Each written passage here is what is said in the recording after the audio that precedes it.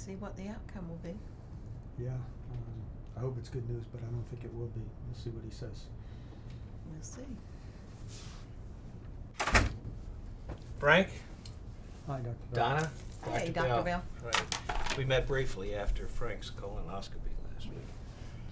Frank, Donna, we're here to have a little discussion about what we found and what the options are for managing the problem that Frank has. Let's start at the beginning so we're all on the same page. I think you complained, Frank, initially having progressive trouble having a bowel movement. Mm-hmm. And then over the last several weeks that you've noted there has been some blood in your bowel movements. I think you told that to your daughter. Yes. For that reason, we scheduled you for that colonoscopy last week to see what was going on and then give us a better idea of what we can do to deal with it. Now, the bad news is, Frank, is that we did find something, a growth inside your colon that is a cancer. The doctor word for that is a poorly differentiated adenocarcinoma. And we know that because of the little biopsies of the growth that we took. The good news is that there are options to deal with this. And the options are going to be up to you, not up to me. I will provide information, but I'm not here to tell you what to do. Let's just talk about the cancer for a moment. Naturally, this cancer will continue to grow, and the cancer will probably continue to bleed. And if the cancer continues to grow, there's a possibility that it may completely block off his intestine so that he can't have a bowel movement as normal and things will begin to back up. If that were to become the case, that would require an emergent operation. Any operation in someone Frank's age is risky business. And then add to that an emergency operation, the risks go up significantly. Mm-hmm. So what is the best way, the standard of treating this particular cancer? And that's an operation. And that's what we're here to talk about. I have to have an operation then. Well, that's certainly one of the treatment options and is the best treatment option for this cancer, Frank. And what that means is that you would allow me to take you to the operating room, put you to sleep, remove that portion of your colon that has this cancerous growth in it, and then put your colon back together so that your bowel movements could occur naturally. You sit on the pot just like you have been all your life. And he's 82. And he is 82. Yeah. And any operation in an 82 is a risky thing. And his medical issues are also complicating this and do increase the risk. And we'll talk about that in just a second. As I mentioned, this is the best way to treat the cancer. There are other ways to manage the cancer to minimize its effect. If you were to become obstructed or nearly obstructed, there's a chance we could put a stent, which is support inside the colon, in order to allow you to have bowel movements until either the stent moves or breaks, and then we'd have to do it all again. We can use lasers to stop little areas of bleeding from this tumor, but these are something that will have to be recurrent issues if we don't attack the cancer directly. Unfortunately for this tumor, radiation is not terribly effective. Chemotherapy has some benefit, but it's not the primary mode of treatment. So the bottom line to this is, in order to treat the cancer in the best way possible, requires an operation. If I may ask you, after Sure. the operation, would there be chemo involved? There might be. After we determine the stage of the cancer and how far the cancer may or may not have spread, for example, into the lymph nodes, perhaps into the liver, then we would talk about perhaps chemotherapy. But as a primary treatment, surgery is the best approach. With the operation, we do have to put you to sleep to do this. Putting folks Frank's age to sleep carries some additional risk because we don't have the reserve at 82 that we had at 22. Mm-hmm. Okay, so there isn't a little bit of an increased risk. Still, general anesthesia today is safer than it's ever been. You will take more risk driving your car to the hospital for the operation than you will from the anesthetic itself. But the risk is not zero. Okay? From a technical perspective, anytime there's an operation that enters a body cavity, there's a risk of infection and a risk of bleeding. There could be a little leak where we put the colon back together. And if there is a leak because the colon is filled with bacteria, as you know, that could result in an internal infection, which might require another operation or another procedure. Does that happen a lot? Not a lot, fortunately. We do lots of things to minimize that risk. I can't reduce it to zero, but I can lower it as far as we possibly can in this day and time. We'll give you antibiotics. We'll clean out the colon to get rid of as much fecal stool material as we possibly can. Bleeding and infection, I might have to give you a transfusion. I need a transfusion too? You don't now. But should something happen in the operation where we think that you would benefit from getting some extra blood, Okay. you would give us permission to do that. Blood today is very, very, very safe.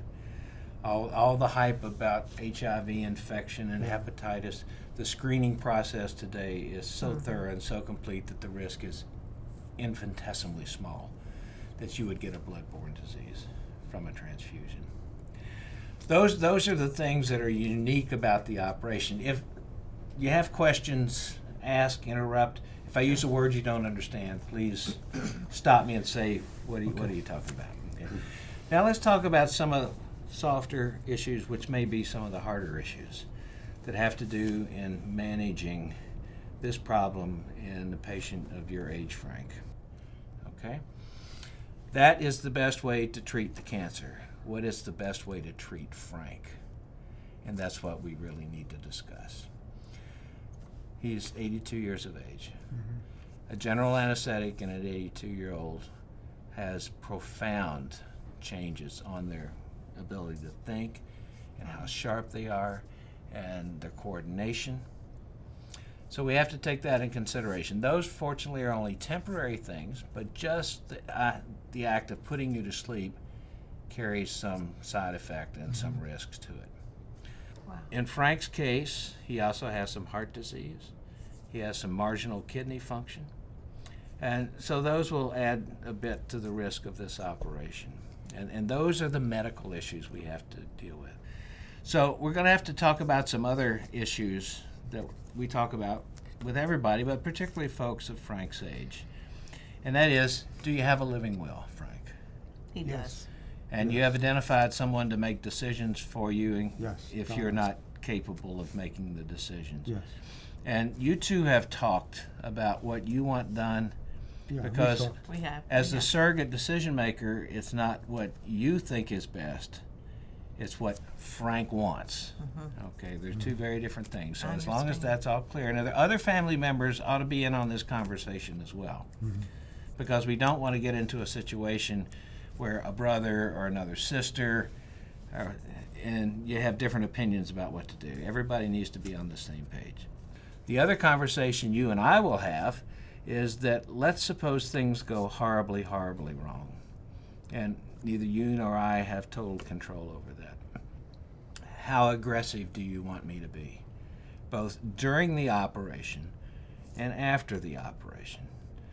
It may be spelled out in your living will about ventilators and life-sustaining nutrition, feeding tubes, those sorts of things. But should things really, really go bad, how aggressive do you want me and my surgical team to be in taking care of you? Do you want us to put you on a ventilator? If so, for how long? Feeding tubes. Much of that may be covered in your advanced directives or Yes, it is. medical I think. power is, of it attorney, is. your living will, whatever. But we need a clear understanding about if it really goes bad. You don't expect that's going to happen. I don't plan for it to happen, but I plan to be prepared in case it happens. So we know exactly what you want us to do. So you need the documents. We need the documents. You would need to bring a copy of your living will, medical power of attorney, to the hospital. And I'd also like one for my records here in the office. And we put it in your record at the hospital so that everyone who comes to care for you knows exactly what you want, not what we want for you. Okay. Now, the other thing we want to talk about is, where's Frank going to go after the operation? He's going to live with He's you? going to my house. Oh, he's I going to can't your house. live on my own? No. Well, maybe not, but maybe yes. I don't know that. But let's suppose that you're not quite back to where you can take care of yourself. You know, would you rather go live with your daughter, or you'd rather us send you to a nursing facility for a while? Yeah, I don't want to go there. if I So can help let's it. plan on that. Right. And you know, we have to talk about: are you still comfortable if he does have a colostomy, Yeah. taking him into your house? I think I could. Just Just learn if I learn how to. Just learn. It's not the end of the world. Right, exactly. This is a big decision. It's a It huge sure is. decision, Frank. If you were 34, the decision would be easier, obviously. But there's some additional issues we have to address. Now, I can't promise you things will go the way we all want them to go, but I can promise you that we'll do everything in our power to minimize the risk. And to that end, what I would want you to do is to go see the respiratory therapy, the lung people, and start you on some exercises to get your lung function as good as it possibly can be before we have this operation. How much time do we have before we need to really decide what's the best for You don't Dad? have to decide today. You don't have to decide this week. I would encourage you not to put off a decision for weeks or months. The sooner that we can do this, the better, but it's not an emergent procedure. The other thing that I want to do is to get you to your cardiologist to make sure that all your medicines are just right and that your heart function is working as well as it can. And I'll probably have you see the dietitian to talk about nutrition and see if we can't beef you up a little bit before this. Okay? And I'm going to send you to the physical therapist to get you on an exercise program, to put you in training, if you will, Before the operation? before this operation. It's Oh. like you were going to the Olympics. Oh. You know, you want to train a little bit before we go, to make sure you're in tip-top shape, or as good a shape as we can be in. I And- think I might want to go ahead with the surgery, though. Yeah, I think it would be in your best interest. Yeah. And I Okay. said we will do whatever we can to get you ready for the big game. Thank you. Thank you. Thank you, Dr. Bell. You're welcome. Good. You let us know, Frank. Thank It's you. a pleasure. Donna? Thank you, Thank Dr. you. Bell. Thank you. Well, Well, that was a surprise, but I But I guess I think- really have to have the surgery. I think you should. I mean, that's my opinion, but we'll check with, We need to talk some more about it. I Right. just need to be sure that that's what I want to do. I agree.